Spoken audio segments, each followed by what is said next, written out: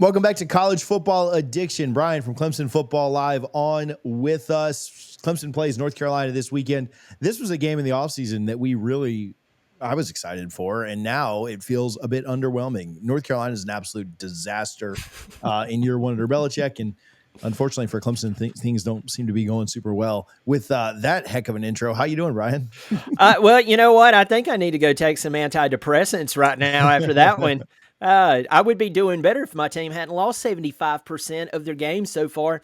And those losses, they actually come against teams with various talent levels and experiences. We have coaches that's been at a school for a bit. We have a brand new coach in Fran Brown coming off of the year that he had last year and basically having to rebuild his team, coming into Death Valley, beating the crap out of Clemson. I know that Angeli got hurt. That is important, but they lost by 35 points to Duke at home this weekend. Nothing is making sense. So, right now going into this ball game, I have not a clue what is going to go on, because if there's one thing that Clemson is really consistent at, is consistently letting down the fan base. So that's how I'm doing this morning. Yeah, I mean, just big picture. We'll talk about this matchup here in a few minutes, but continuing on that thought. Yeah.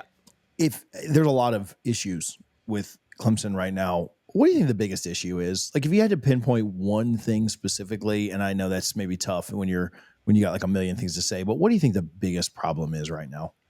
Inexperienced coaches across the board. When Coach Swinney talks about all the accomplishments of Clemson football over, the past 10, 12 years, really there was about a 6-year sweet spot. That's where we went to the college football playoff 6 years in a row, won 2 national championships in a 3-year period. Here's the thing that most people who's really paying attention and really want to get to the root of the problem needs to consider. That coaching staff, other than Dabo and I believe our defensive backs coach, they're all gone. And they've been gone. And if you look at that timeline, TJ, it's about the time that Clemson started doing this.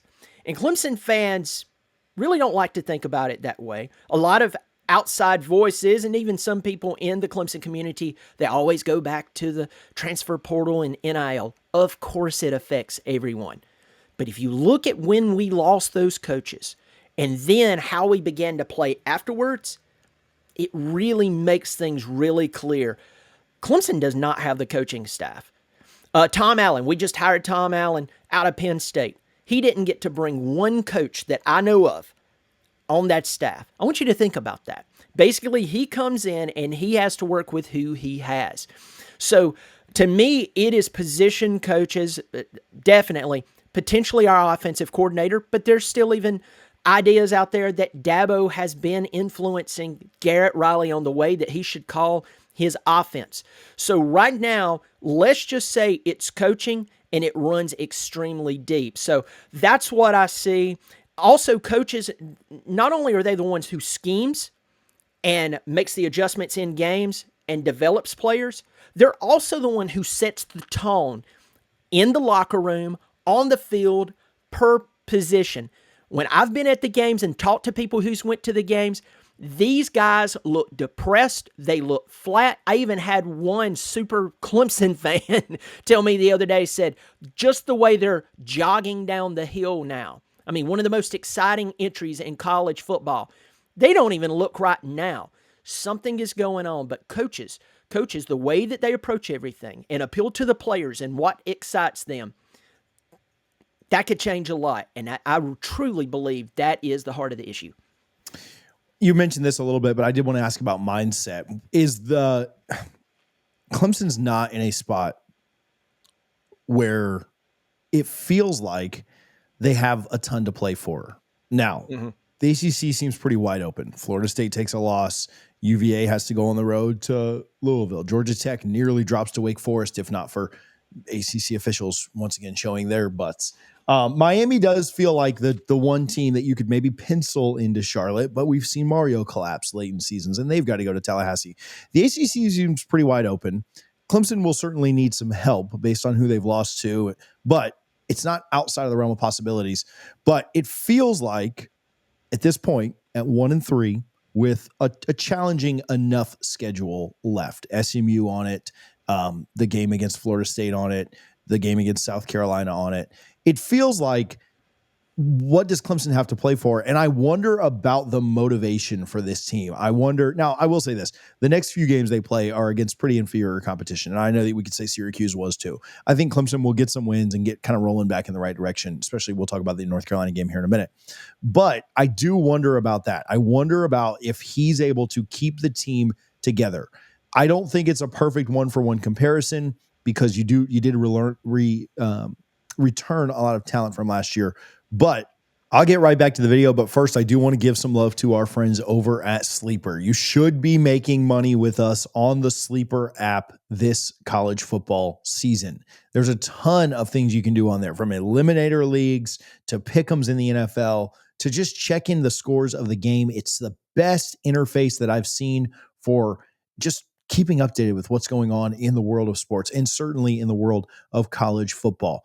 What you, though, need to be doing is playing the more or less game with us every single Wednesday on the Power 2, where we give you our picks, more or less on 2 or more players. You can win up to 1,000 times your money. Check Sleeper's terms of use, because terms and conditions do apply, and use our code CFA for a 100% match up to $100. We appreciate Sleeper for their support. Download their app right now. It feels a little bit like it could snowball like the Florida State season did last year. And that's probably my biggest concern for Clemson is, can they continue to get up week after week when maybe there's not as much to play for? I mean, if you don't have coaches looking at you going, do you not even have some pride here, man? No. Like, the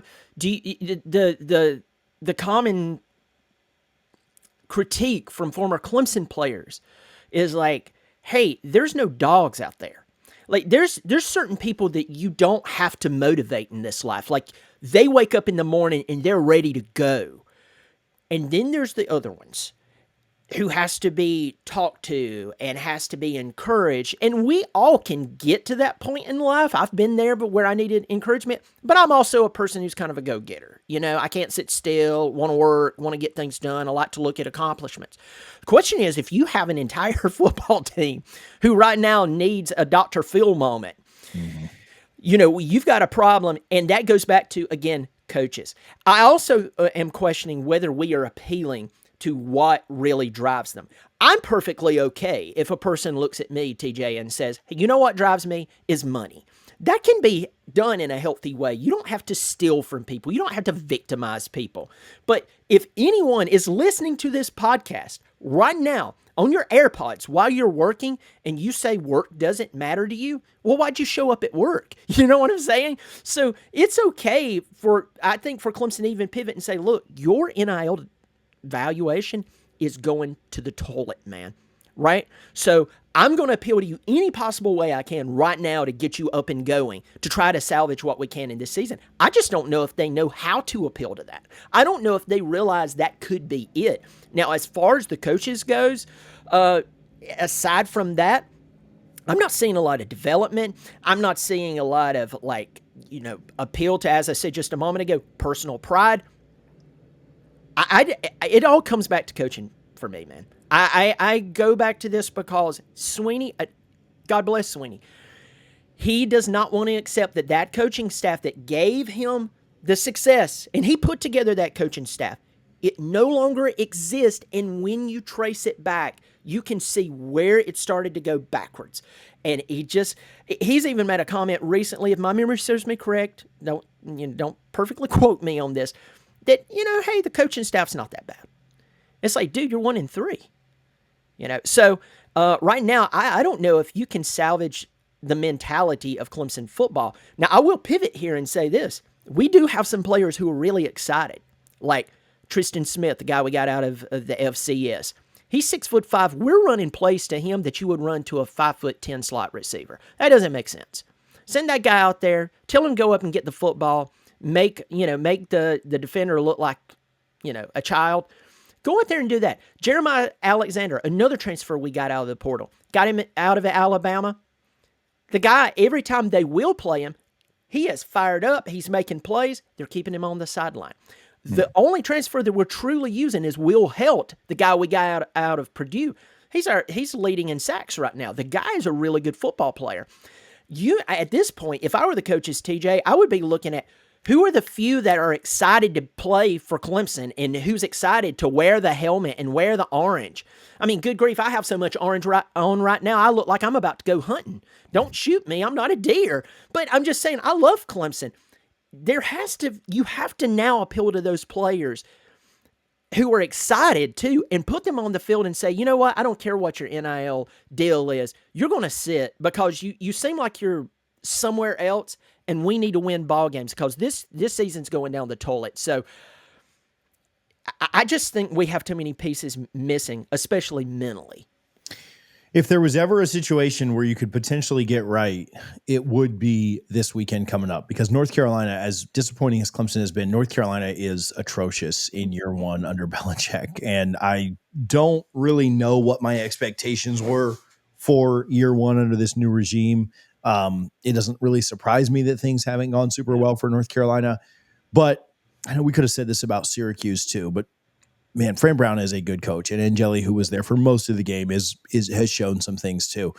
This feels like an opportunity for Clemson to at least gain some kind of confidence. Now, conversely, if they were to come out and things didn't go well in this game, it would just literally be a 2-10 Florida State type of start to the year. Yeah. And it would really kind of go off the wheels because then you start looking at, well, can they beat Duke? Can they beat SMU? Can they win this game, that game? But I do think that if you're going to get right, it's got to be this week. You're coming off of a bye. Chapel Hill is not an incredibly difficult place to play. Their fans aren't happy either. So I don't think it's going to be this raucous environment of like, oh my gosh, how do we win here? And so maybe getting away and maybe getting to that North Carolina game is a good thing for Clemson. I think that if they play not even Clemson brand of football like that well, I think that they should win this game fairly easily. I think they've got a big advantage in the trenches. And I'm really interested to see how Cade plays. I know that coaching means a lot, and you mentioned development. I've had some concerns with the offensive staff because Cade certainly looks like he's regressed a little bit from last year, and I think a lot of that has to do with the coaching. But I do think that this is a massive opportunity for Clemson to go out, and you're not saving the season because you go win a game that you're supposed to go win against a bad team, but you could certainly turn some of the confidence around and maybe give yourself a shot in some of these later games that we mentioned. I agree with you. I mean, the point here is that we are at a turning point for the season. If Clemson loses this ball game, I totally agree with you. It is a Florida State-like 2024 season, and maybe that would be a good thing, TJ. Maybe Coach Swinney needs to realize the good old days are officially over, and he needs to look at his coaching staff and say, hey, I love you guys, but I got to lead the team, the fan base, the administration, the donors. I'm talking about the guys that are shelling out tons of money so their name can be on the side of a building until someone finds out something bad about them. But I'm working for them, you know? So, and that would be what happens. Going to the game itself, here's what I would do to make this happen, to actually win the game.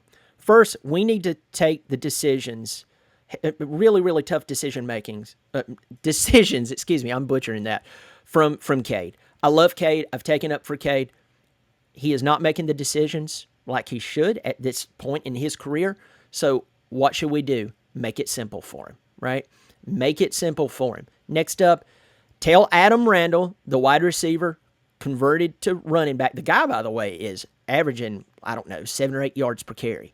He has fumbled the football a couple of times. Tell him, dude, you got to tuck that football. But I'd run him. I'd run him 15 or 20 times against North Carolina and see if they can stop him. Syracuse had a difficult time stopping him. I think he averaged about 9 yards per carry against them. And then take the shot downfield to Wesco or more and get some plays to Antonio out in space. But overall, I would just have a simple game plan here. Don't make Cade make a bunch of decisions. Make it simple. Run the football hard. Take multiple shots down the field. Spread them out. Give the defense something to work with. And then on the defensive side of the football, I'll tell you exactly what I would do. Tom Allen, you got to pressure them. You have to pressure them. And if they're going to pick you apart anyway, at least put the quarterback on the ground. I mean, Gio Lopez has not done well. I don't even know if he's hurt. His numbers are so low. But anyway, I would put him on the ground, and I would just unleash the dogs on them. And here's the other thing, TJ. I would go back to what I said just a second ago. Who looks excited on the Clemson sidelines? And unless they're terrible, put them on the field. Yeah, let them seize the moment. Jaheim Lawson, Shaq Lawson's little brother, guy's playing fantastic. He's playing very, very well. Put him out there on the line. If he's excited and he's going to work hard, put him out there. You'll get results out of that guy versus someone that's still counting their NIL money and trying to figure out what he can buy as Instagram girlfriend once he gets out of the game. Put someone in who just naturally has a motor running. Throw them out there, you'll get more results. So that's what I'm hoping to see out of Clemson this weekend. But I agree with you. If they lose this ball game, go ahead and chalk it up to a 3-win season, a 2-win season. When I look at this game, so I'll back up. When I look at a lot of games, I think about what both teams will do. And so Florida State plays Miami this weekend. And I know what Florida State needs to clean up from last weekend to this weekend to put themselves in position. I also look at what Miami has done through their first 4 games. And I say, well, if they do this well, they're going to have a really good chance to win. This game is a little bit the opposite to me, where I just look at it and say, if Clemson does this, and it's not even like super impressive things, it's just little things. This game to me is 100% about Clemson. And that's no disrespect to any North Carolina fans that walk into this or happen to watch this, but this is all on Clemson. However, I'm going to ask you the tough question.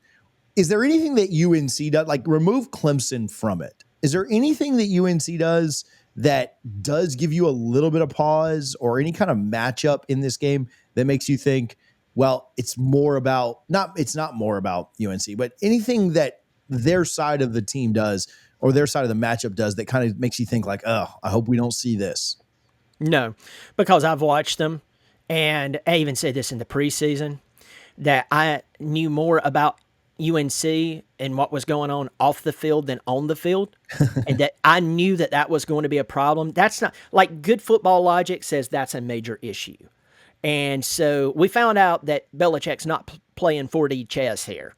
And it's exactly what we thought it was. It's you're not seeing good football out of North Carolina. You're not seeing a late 90s style of football out of North Carolina. Good grief, you're not even seeing a 2014 when Larry Fedora was there. This team looks really, really bad. I mean, North Carolina looks like a bunch of guys who's been thrown together at the last second with a legendary coach who for some reason ended up in North Carolina. Nothing really makes sense.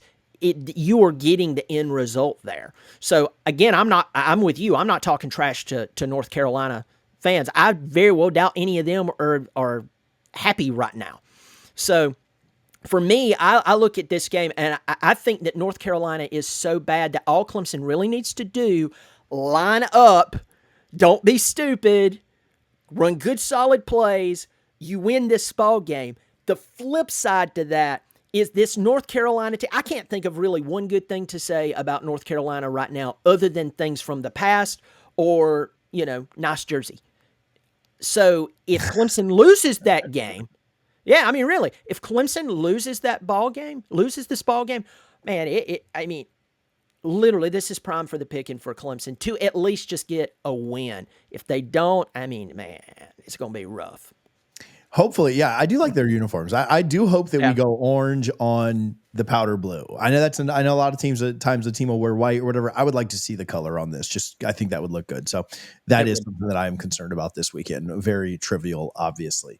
All right, I'll ask you this one and then we'll go on. I know you do a national show too, another college football podcast that people should go check out. And we'll put the link to that in the description. But thoughts on the Miami-Florida State game? Just give me a real quick thought and maybe predict that one. Sure, absolutely. As you said just a second ago, Miami, they definitely at this moment look like the toughest team in the ACC. I believe in looking at history and saying, you know what?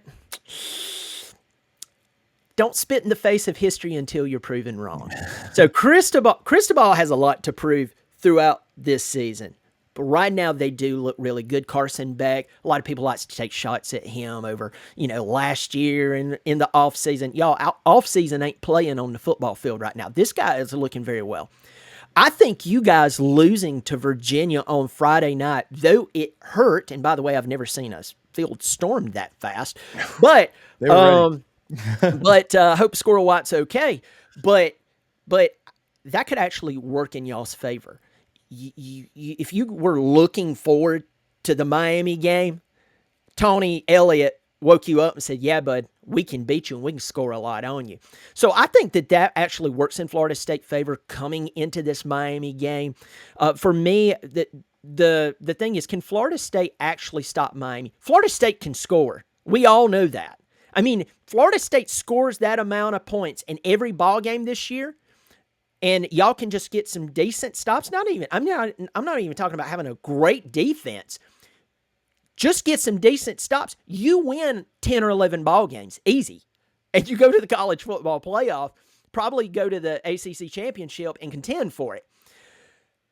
But can you get those stops? Right now, and right now where I'm at, maybe it's the food I ate last night and it's sitting different on my stomach. I'm just seeing Miami showing a little more right now. I'm seeing that Miami hasn't dropped the ball yet. They are getting stops. And when South Florida trotted themselves into Hard Rock Stadium, Miami already knew what was coming for them. They saw what this little team from up the road, well, I should say a little team, but you know what I mean, from up the road, they knew what they could do. So what did they do? They turned around, punched them in the mouth, and then punched them again, and then took all hope away. I'm seeing Miami taking this game against Florida State in a good one. I think that Florida State was embarrassed. I think that Tony White's going to step it up. Hopefully he will for y'all. But I just see Miami winning a good old-fashioned historic rivalry game in this one. I would lean that way as well. I do think that Florida State is a little bit more dangerous after having lost on Friday night, and rivalries are weird. And I think that their offense will come out and play really well again. We'll just kind of see if they can find a way to get the crucial stops, which they obviously weren't able to do on Friday. What about this one? Clemson and North Carolina. I said this against Syracuse too, though. So I like Clemson big in this one. I do think that the week off will really help. I don't know how high or low I am on Clemson from a season perspective, but I do think they'll do a really good job in this one against a pretty awful North Carolina team. I like Clemson to win big-ish and take care of business, but what's your prediction for Saturday? Well, my official prediction comes out in a couple of days. I'm at that place that you were probably at last year after about the fourth loss. You're afraid. You're sitting there going, whoa, logic is being defied. And that's a very dangerous place when your football team gets to the place that you're going against logic. It doesn't matter who you play, you're losing. I think Clemson wins this ball game because North Carolina is just that bad. Yeah. I mean, they're just bad. I'm leaning Clemson. I'm not going to say big. I'm not going to say big at all. I just say Clemson wins this ball game. They get out of Chapel Hill with a win, and then we can commence from there. So, yeah, and I feel good about Clemson this week, but I don't know, man. This college football season's been stupid so far, so I don't want to bet my life savings on a spread or anything, but I do think Clemson finds a way. Brian, where can people find you? Where can they follow you and get your content? Yeah, absolutely.